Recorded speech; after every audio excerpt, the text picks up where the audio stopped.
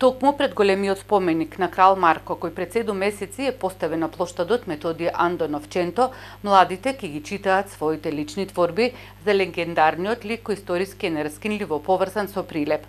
Споменикот на крал Марко на коњ, излеан во бронза од скулпторот Војдан Запров, висок 5 метри, а поставен на постамент од преку 3 метри, ќе им биде прототип на најмладите да го изработат во глина или пластелин ликот на македонскиот крал, кој во историјата и преданијата е представен со исклучителна физичка сила и итрина.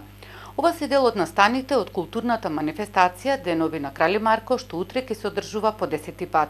Годинава Деновите на Крали Марко ќе ги одбележиме по 10 пат со интересна програма.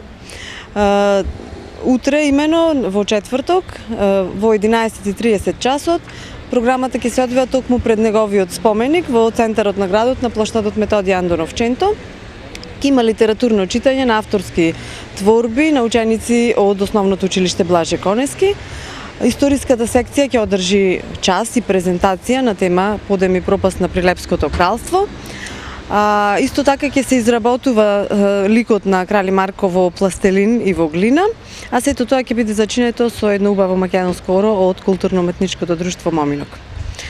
Во 18:30 часот во Центарот за култура Марко Цепенков, во рамките на овој настан Денови на Крали Марко, Музичкото училиште Ордан Михајловски Оцка ќе го одржи својот годишен концерт.